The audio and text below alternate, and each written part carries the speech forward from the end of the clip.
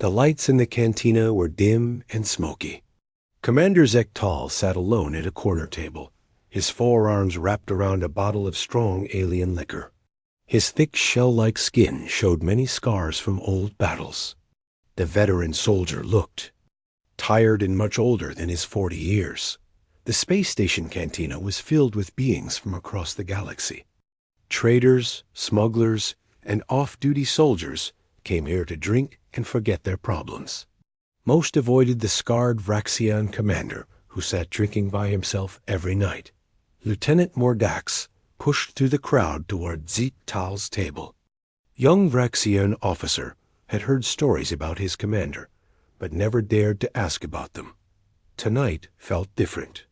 Maybe it was the alcohol, or maybe it was curiosity, but Mordax decided to approach the legendary veteran. "Commander Zektal."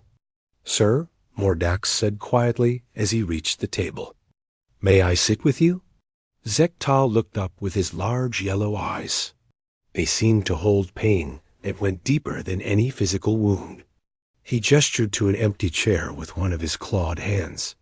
"Sit if you want, Lieutenant. But I am not good. Company tonight."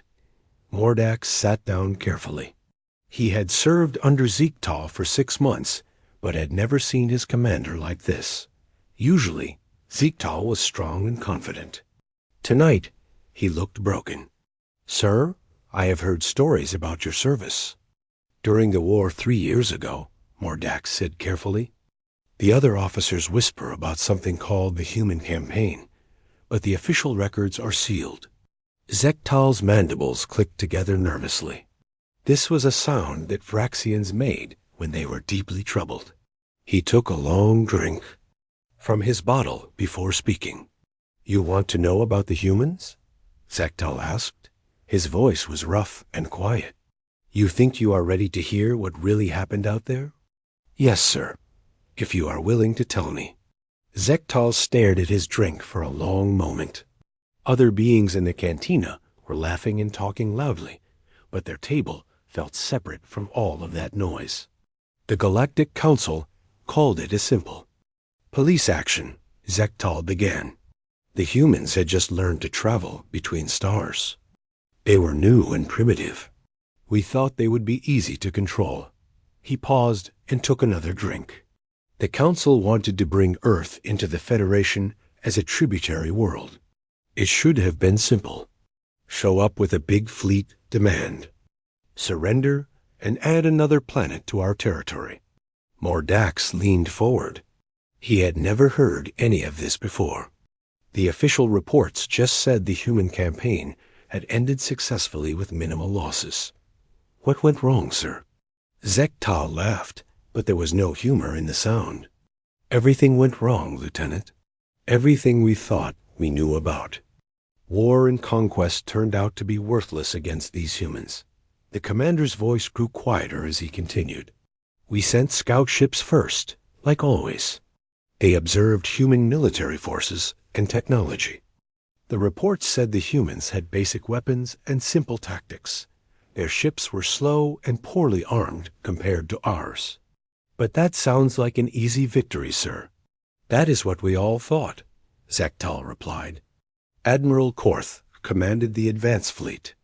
50 ships, including my destroyer, the Blade of Vrax.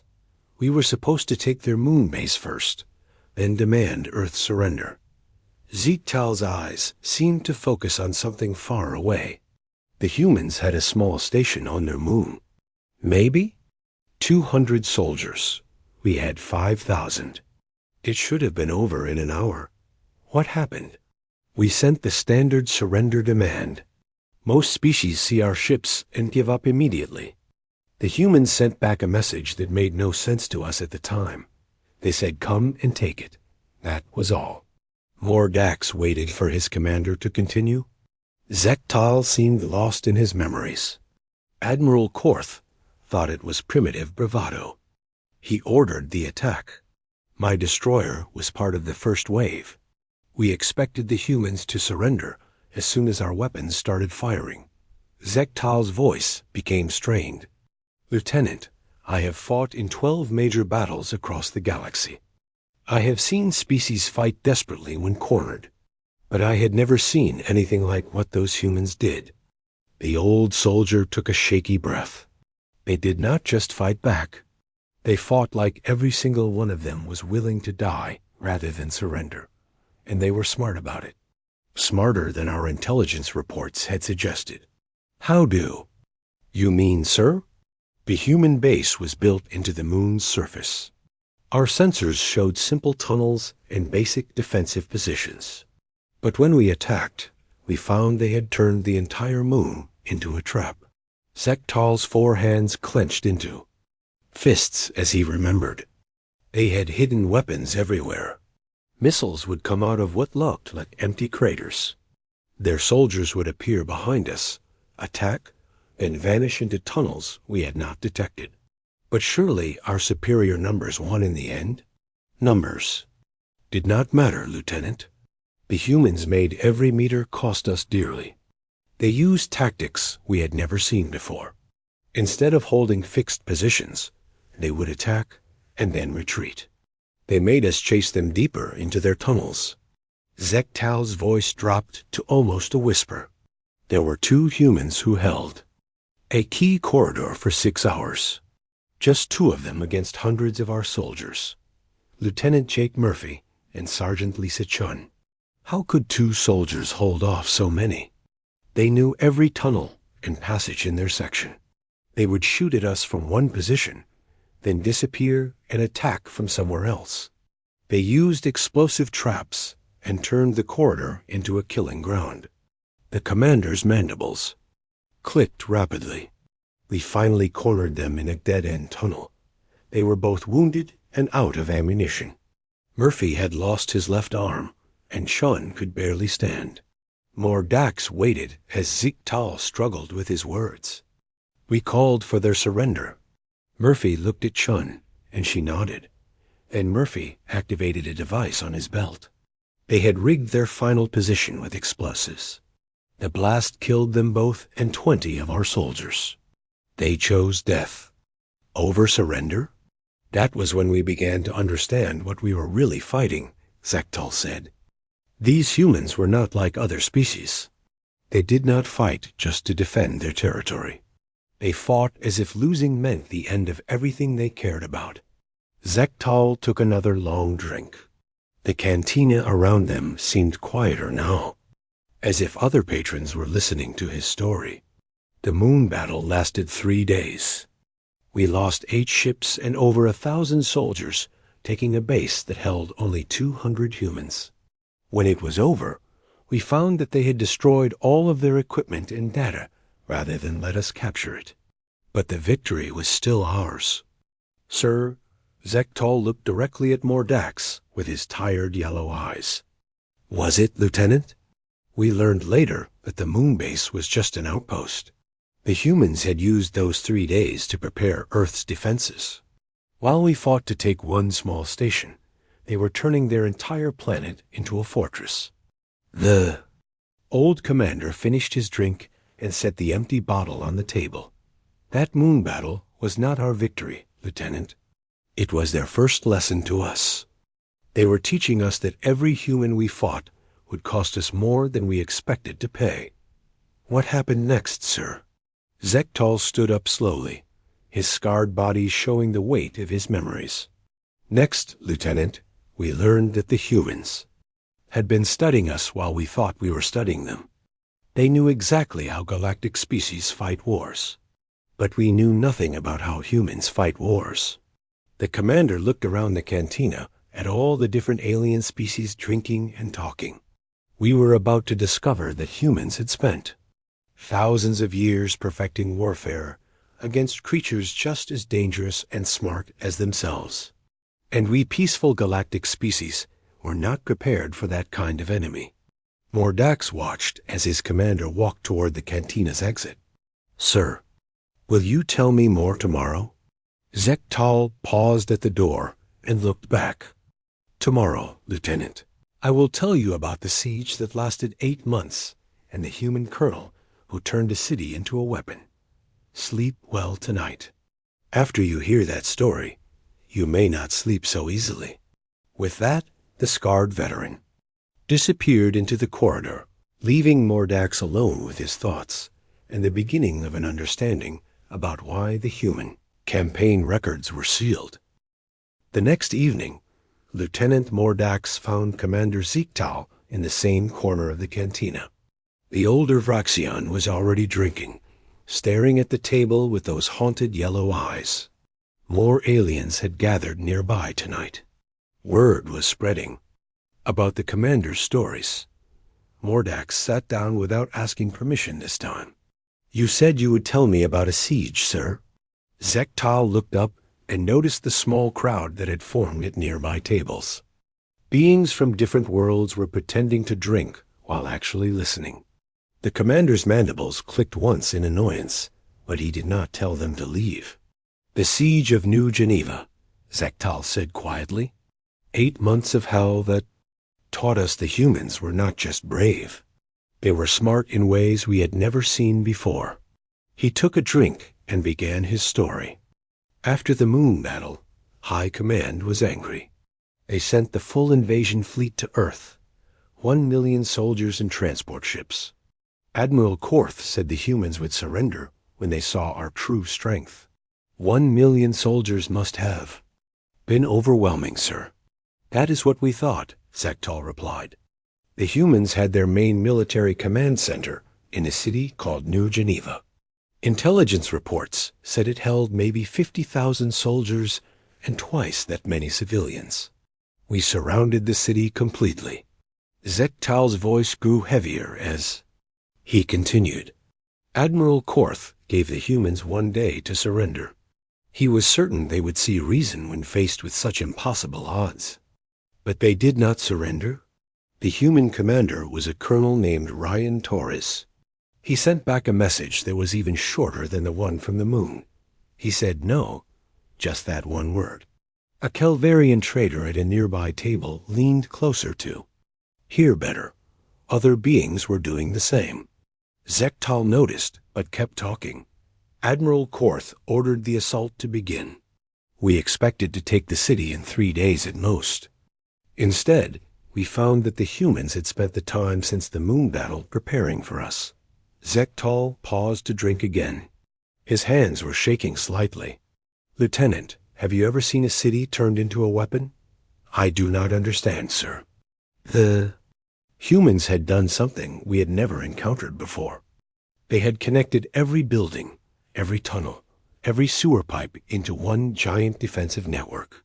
The entire city had become like a living creature that could strike at us from anywhere. The commander's voice dropped lower. We would attack one street and take it after heavy fighting.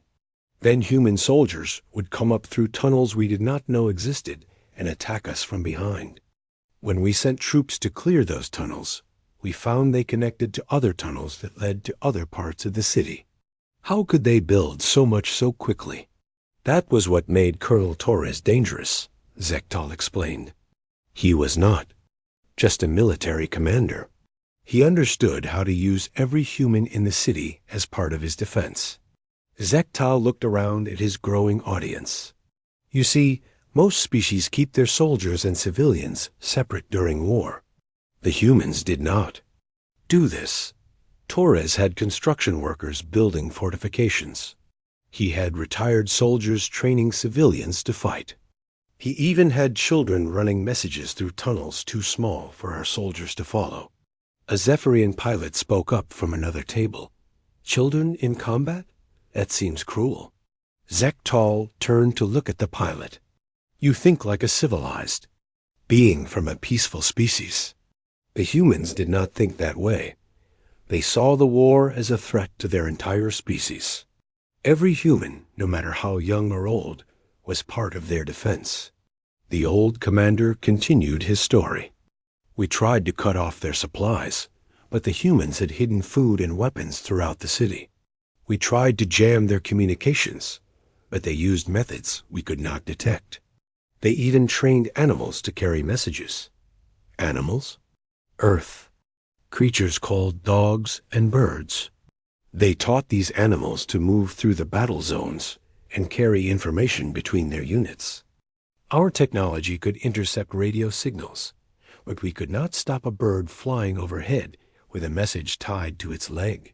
Several beings in the cantina made sounds of amazement. The idea of using animals for military purposes was foreign to most galactic species. Zektal's voice grew darker. But the worst part was their fighting retreats. The humans never tried to hold ground just for the sake of holding it. They would fight fiercely to defend a position, make us pay heavily to take it, then disappear before we could surround them. That sounds like cowardice, sir. No, Lieutenant. It was intelligence. They were teaching us that every victory would cost us more than we could afford. And while we focused on taking buildings, they were attacking our real weaknesses. Zektal took another drink before continuing. Our supply convoys started getting attacked. Humans would appear from nowhere, destroy our vehicles, take what they needed, and vanish. Our communication stations would explode in the night. Our field hospitals would wake up to find their guards dead and their medical supplies gone. But you had superior numbers and firepower. Numbers mean nothing when you cannot find your enemy, Zektal said bitterly. The humans had an advantage we did not understand until it was too late. They knew the city better than we knew our own ships. Every street, every building, every tunnel was familiar to them. The commander's mandibles clicked rapidly as he remembered. I led a company trying to secure a hospital.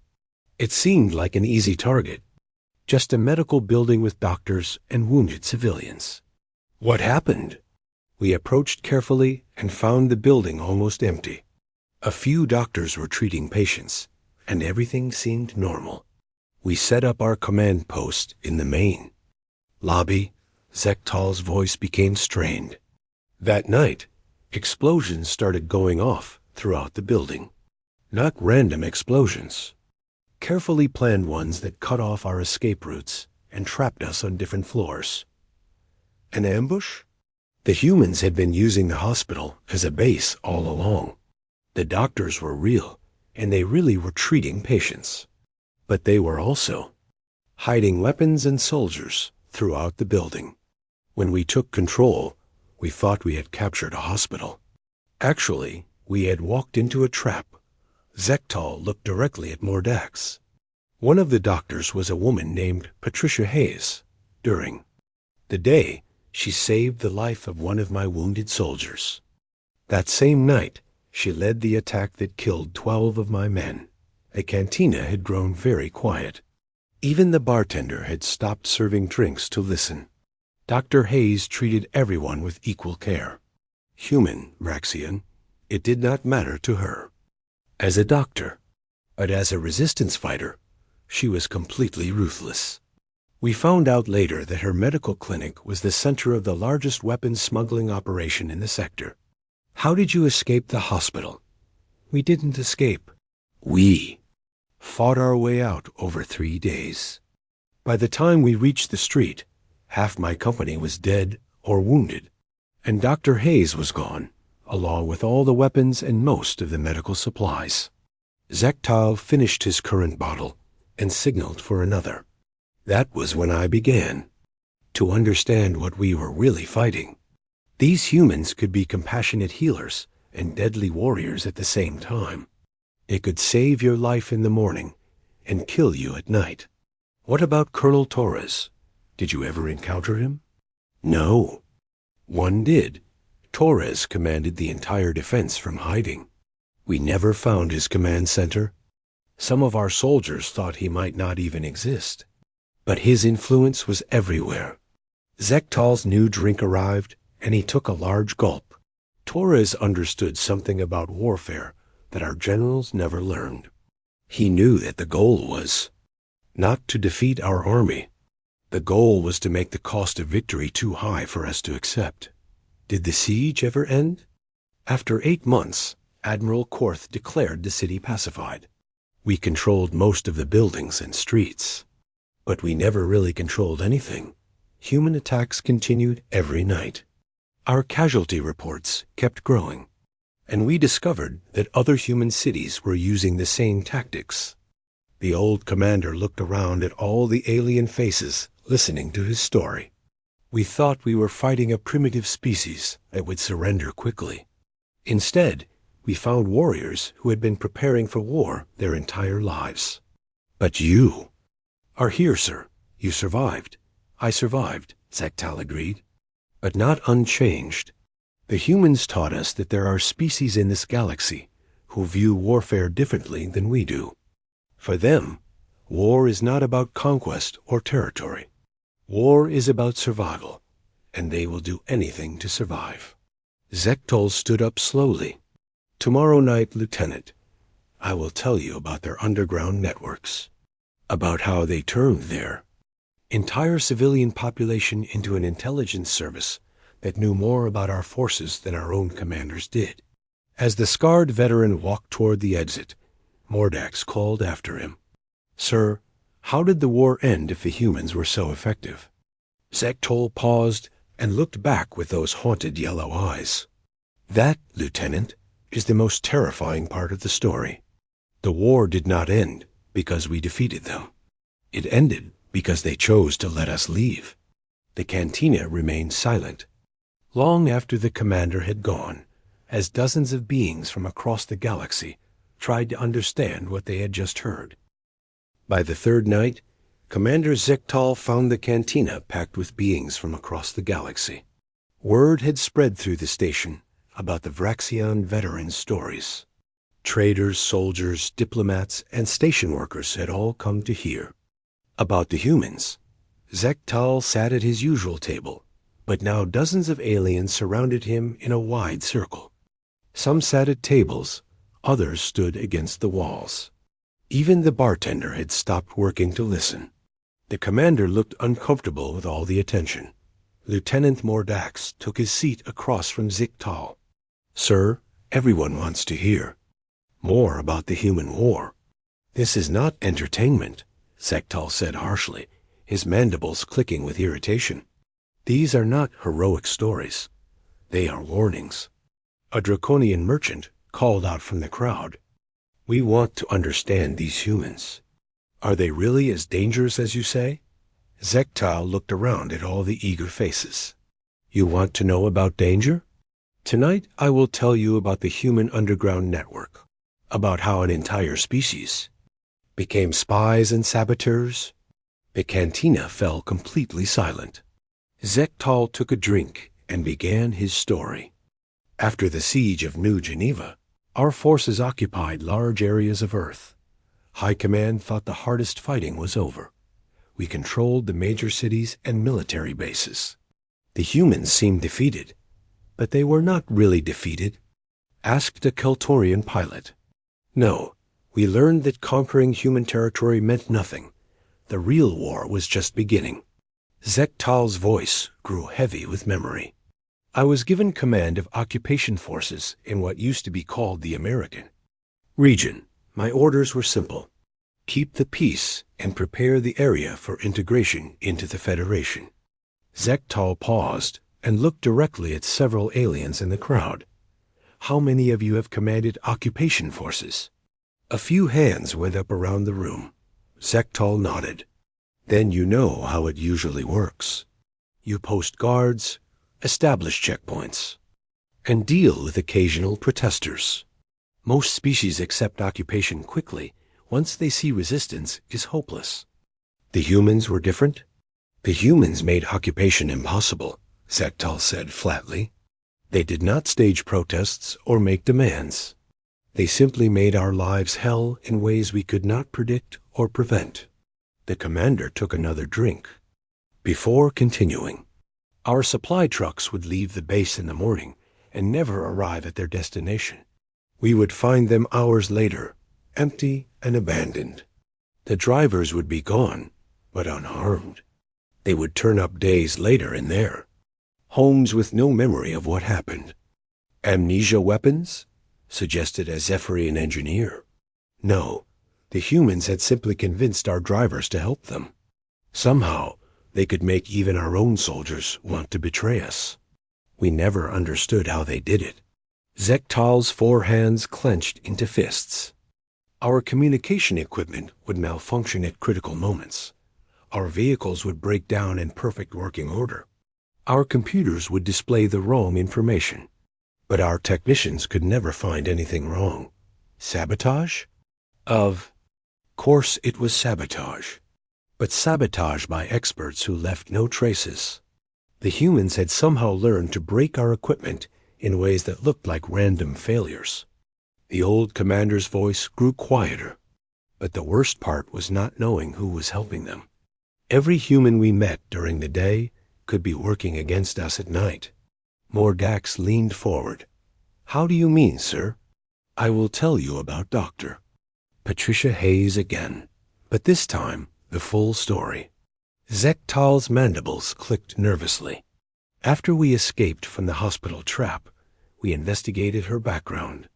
She was a respected physician who had worked in the city for 15 years. She had treated thousands of patients and saved many lives. A normal doctor? On the surface, yes. But we discovered that Dr. Hayes had been preparing for our invasion for months before we arrived. She had secretly organized other medical workers throughout the region. They formed a network that moved weapons, hid resistance fighters, and gathered intelligence about our forces. Zektal took a shaky breath. Dr. Hayes would treat our wounded soldiers with genuine care during the day. She saved lives and showed real compassion. But at night, she used the information she gathered from treating our people to plan attacks against us. That seems impossible. How could she maintain such a deception? Because to the humans, it was not deception, Zektal explained. Dr. Hayes really was a dedicated healer. She really did want to save lives. But she also believed that driving us off her planet was more important than anything else. The commander looked around at his audience. You peaceful species think in terms of either or. Either someone is good or bad. Either they help you or fight you. Humans think in terms of both and. Dr. Hayes was both a healer and a warrior. She could save your life and plan your death at the same time. A Vraxian officer in the crowd spoke up. Sir, how did human civilians become so effective at military operations? That is the terrifying part, Zektal replied. They did not become military. They stayed civilian. But they used their civilian roles as weapons against us. Zektal began to pace as he talked, his agitation growing. Human children would play games near our checkpoints. Normal games, nothing suspicious. But they were counting our soldiers and noting our equipment. Then they would go home and tell their parents everything they had seen. Children as spies? Every human was a spy, Zektal said emphatically. The old woman who sold food near our barracks was reporting our meal schedules to resistance fighters. The maintenance worker who cleaned our buildings was mapping our security systems. The taxi driver who transported our off-duty soldiers was learning about our personnel and procedures. The cantina was completely silent except for Zektal's voice. We tried to identify the resistance leaders, but there were no resistance leaders. The entire human population was the resistance. Surely you had some successes against them? Zektal laughed bitterly. We thought we did. Intelligence identified a resistance cell operating from a small town called Millbrook. 23 humans. Led by a former soldier named Kevin Walsh, we surrounded the town and captured all of them. That sounds like a victory.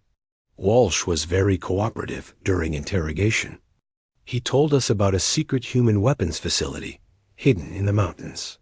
He provided detailed maps, guard schedules, and security codes. He seemed genuinely broken and eager to help us end the war. Zektal's voice became strained. I led 2 full divisions to assault this weapons facility. The intelligence was perfect. We found the location exactly as Walsh described. The security was exactly as he said. Everything matched his information. What was wrong? The facility was empty. It had been abandoned for months, but it was rigged with enough explosives to destroy both of my divisions. Zektal sat down heavily. Walsh had led us into a trap that killed 3,000 of our soldiers. The aliens in the cantina made sounds of shock and disbelief. Zektal continued his story. While we were chasing Walsh's phantom weapons facility, human forces recaptured 3 major cities. Our attention had been focused on the wrong target, exactly as Walsh intended. But Walsh was captured. How could he coordinate such a plan? That is what made the human resistance so effective, Zektal explained. Walsh did not need to coordinate anything. The other humans knew that if we captured one of their people, that person would eventually tell us something. So they prepared. False information for us to discover. Zektal took a long drink. Walsh probably believed the weapons facility was real when he told us about it. The humans had fed him false information, knowing he would eventually be captured and interrogated. They sacrificed their own people? They used their own people, Zektal corrected. Walsh knew he was probably going to die when he volunteered for his mission. He accepted that his capture was part of the plan. His job was to make us waste time and resources chasing fake targets. A draconian diplomat raised her hand. Commander, how did you deal with such widespread resistance? We could not deal with it, Zektal admitted. How do you fight an enemy that includes every member of their species? How do you distinguish between combatants and civilians when every civilian is potentially a combatant? The old soldier's voice grew very quiet. We tried mass arrests, but that just made more humans angry. We tried collective punishment, but that turned even friendly humans against us. We tried offering rewards for information, but the information was always false. What about their government? Their military leaders? Gone. The human government had evacuated before we arrived. Their military had scattered into small groups that operated independently. We were not fighting an organized enemy. We were fighting an entire species. Zektal stood up again and looked around at all the alien faces staring at him. You want to know how dangerous humans are? They turned their weaknesses into strengths. They were smaller than us, so they hid. They had fewer weapons, so they stole. Ours, they were divided among themselves, so they learned to work together. How did this end, sir? It did not end. That is what I am trying to tell you. Zektal's voice rose with emotion. After 2 years of occupation, we controlled nothing. Human resistance was growing stronger, not weaker. Our casualties were increasing. Every month. The commander walked toward the exit and turned back to face his audience. Tomorrow night, I will tell you about the final battle, about how the humans showed us what total war really means. The 4th night brought an even larger crowd to the cantina. Beings from every deck of the space station had come to hear Commander Zektal's story. The management had to bring in extra chairs and clear space for everyone to fit. Station security. Officers stood at the edges of the room, not to keep order, but to listen like everyone else. Zektal arrived to find hundreds of eyes watching him. His scarred face showed no emotion as he walked to his table, but his hands shook slightly as he sat down. Lieutenant Mordax was already waiting, along with several other Vraxian officers who had heard about the stories. Commander, said Captain Veltar, one of the other Vraxian officers, High Command has been asking questions about your talks here. They want to know what you are telling people about the human campaign. Zektal looked at the captain with tired eyes. Are you here to stop me, Captain? No, sir. I am here to listen. We all are. Zektal nodded slowly and reached for his drink. Tonight I tell you about the day we learned what humans really are. The day that changed everything. The massive crowd fell silent. Even the ventilation systems seemed to quiet down. After 3 years of fighting, High Command decided to end the war with overwhelming force. They assembled the largest military fleet in galactic history. 10,000 ships carrying 5 million soldiers from 12 different species. 5 million soldiers? Whispered someone in the crowd. The entire might of the Galactic Federation, Zektal confirmed. Admiral Korth commanded the fleet personally. He said the humans would surrender when they saw such massive power approaching their planet. Zektal's voice grew darker. The target was Earth's final stronghold, the ruins of a city called Chicago, where human resistance leaders had made their last stand. Intelligence said maybe 50,000 humans remained there. 50,000 against 5 million. That should have been a quick victory. Should have been, Zektal agreed. I commanded the battle cruiser Storm of Vengeance in the fleet. We were all confident that this would finally end the human problem. The old commander took a drink and continued.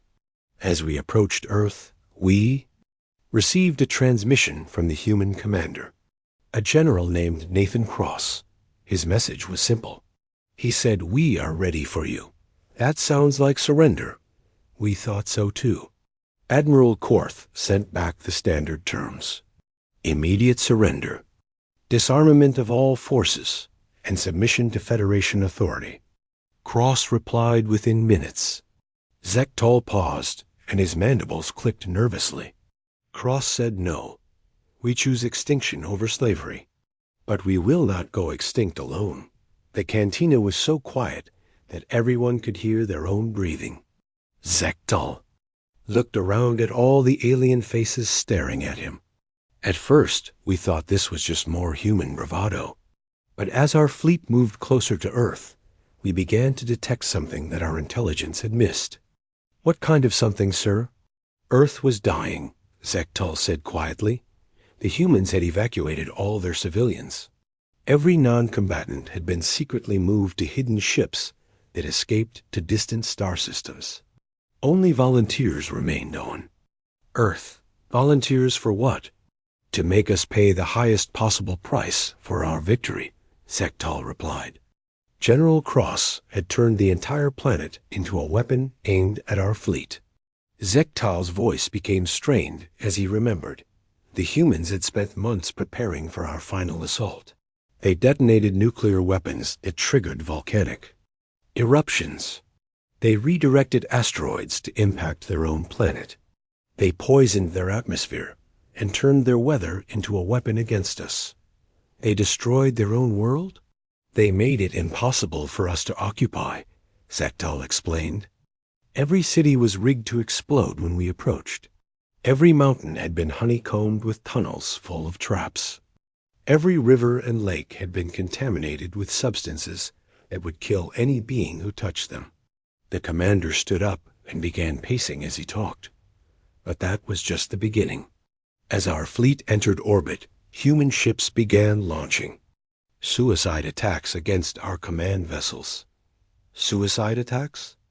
Ships loaded with volunteers who knew they would die. But these were not random attacks. The humans had studied our fleet formations for months.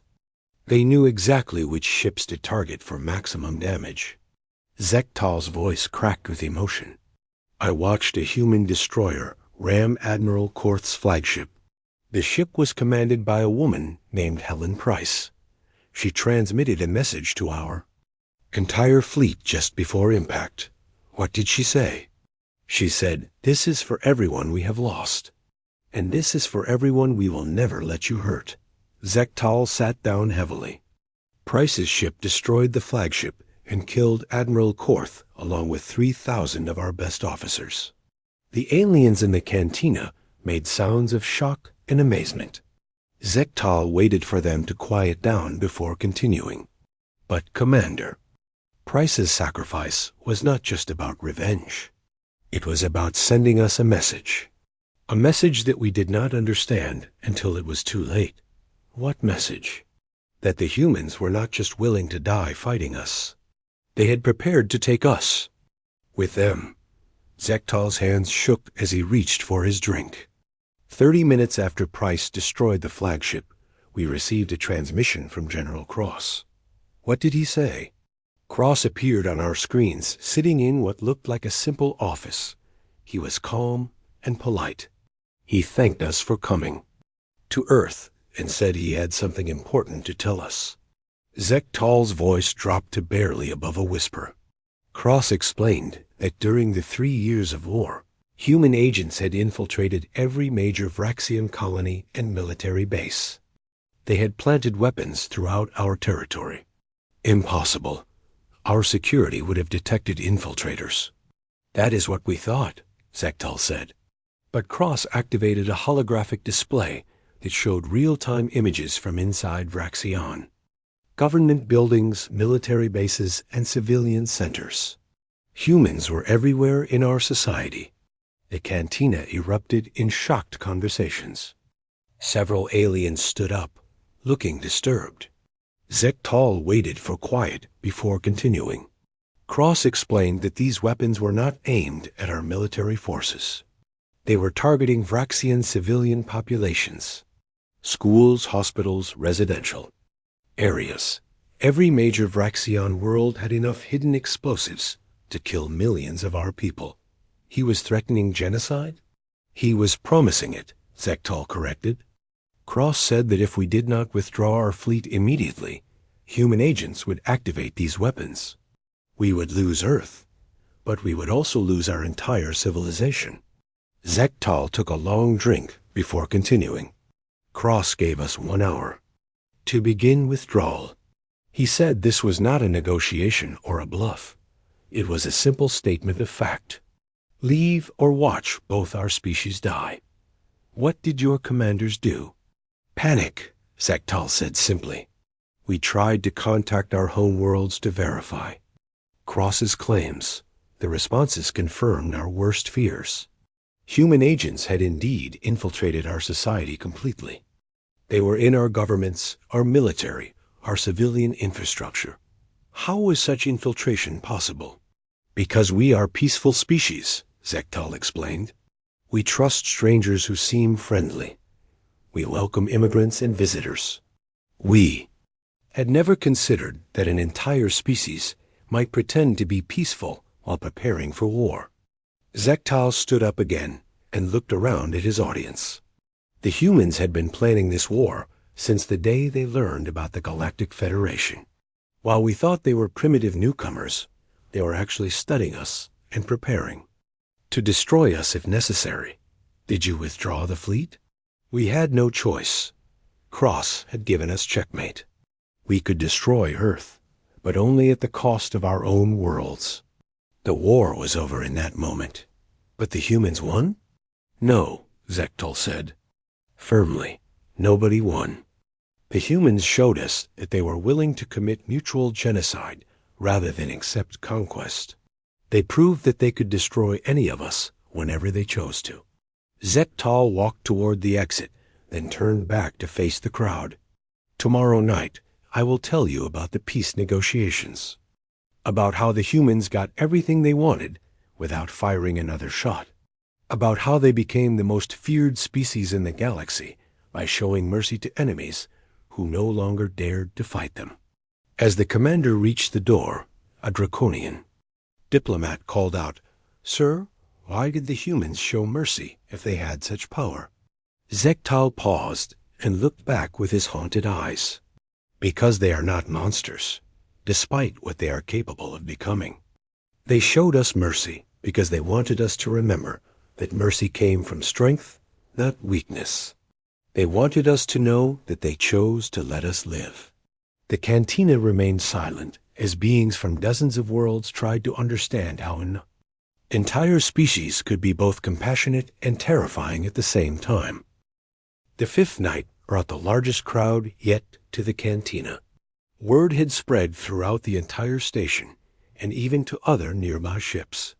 Beings had traveled from across the sector to hear the final part of Commander Zektal's story. The cantina was packed beyond capacity, with listeners filling the corridors outside. Station management had set up speakers so everyone could hear.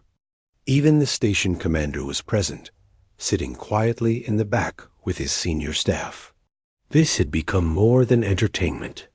It had become education about the most dangerous species in the galaxy. Commander Ziegtal entered to find complete silence. Hundreds of alien eyes watched him walk to his table. He looked older tonight, as if telling these stories had aged him years in just a few days.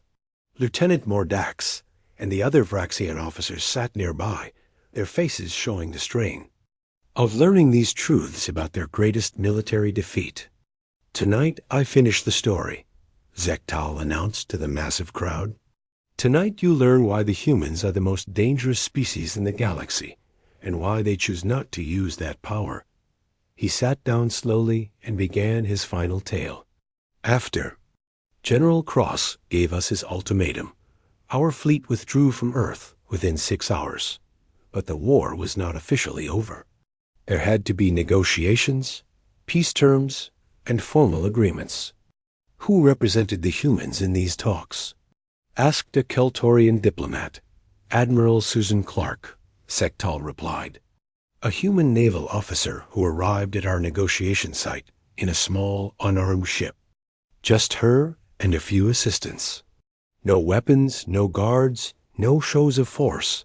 That seems unwise for someone in her position." "Admiral Clark was the smartest negotiator any of us had ever encountered," Ziegtal said. "She understood that she held all the power in those talks, but she never used that power to humiliate us." Ziegtal took a drink and continued. "The negotiations took place on a neutral space station. Admiral Clark arrived early and spent time talking casually with delegates from all the species present. She was polite, friendly, and seemed genuinely interested in learning about our cultures." "What were her demands?" "That was the strangest part," Ziegtal admitted. "Clark did not make demands. She made requests. Very reasonable requests that any civilized species would accept." The commander looked around at his audience. "First, she requested complete sovereignty over human space. No alien ships would enter their territory without permission. No alien governments would interfere in human affairs. That sounds normal for any independent species. Second, she requested immediate membership in the Galactic Council with full voting rights and equal representation." A Vraxian captain spoke up. But humans had barely achieved spaceflight. They were not ready for council membership. Ziegtal's mandibles clicked with dark humor. Admiral Clark responded to that objection by activating a holographic display. She showed us real-time surveillance footage from inside the council chambers, our military headquarters, and the private offices of our highest leaders. The crowd erupted in shocked murmurs. Ziegtal waited for quiet before continuing. Human intelligence agents were everywhere. They had been watching and recording our most secret meetings for months. Clark knew about classified military plans, private diplomatic conversations, and personal details about our leaders that even we did not know. How was such penetration possible? Because humans think differently than we do, Ziegtal explained. While we were planning to conquer them, they were planning to understand us. They studied our languages, our customs, our psychology. They learned to think like us so they could predict our actions. Ziegtal's voice grew heavy with memory. Admiral Clark showed us files on every species in the Federation. They knew our military capabilities, our economic weaknesses, our political divisions. They had mapped our entire civilization. What did she do with this information? Nothing. Threatening, Ziegtal said. Clark explained that humans did not want to rule the galaxy. They just wanted to make sure no one could rule them. She said humans preferred cooperation to domination. The old commander took another drink. But then Clark showed us something that made her preferences irrelevant. She activated another display. That showed human military preparations. What kind of preparations? While we thought we were fighting a defensive war on Earth, humans had been building the largest space fleet in galactic history. Hidden shipyards in distant systems had been producing warships using technology they had stolen or traded for. Ziegtal's voice became strained. But these were not normal warships. They were designed for one purpose only: the complete destruction of entire civilizations. Genocide ships? Planet killers, Zektal confirmed. Each ship carried enough firepower to sterilize a world. And the humans had built enough of them to destroy every major planet in Federation space. The cantina was completely silent. Even the background hum of the station's systems seemed to have stopped. Admiral Clark explained that these ships were already in position around our most important worlds. She showed us surveillance footage of our own home planets, with human warships hiding in asteroid fields and gas clouds nearby. She was threatening to destroy your worlds? No, Zektal said, quietly. She was explaining why threats were unnecessary.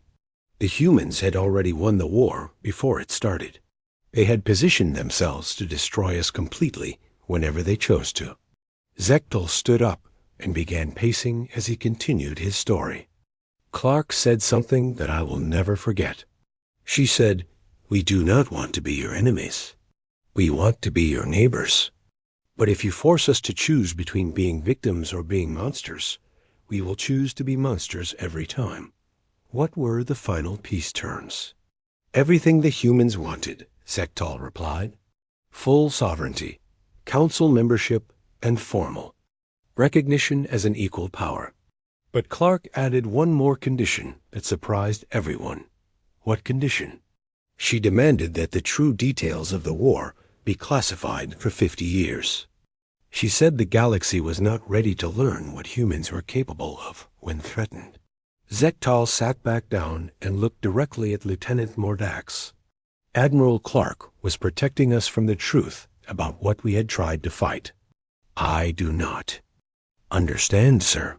The humans could have demanded tribute, territory, or reparations. Instead, they asked for secrecy. They wanted to give the galaxy time to adjust to the idea of human equality without revealing human superiority. Zektal's voice dropped to almost a whisper. Clark told me privately that humans had learned something important during the war.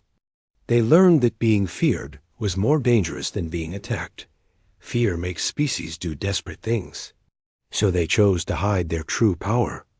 They chose to use only as much power as necessary, Zektal corrected.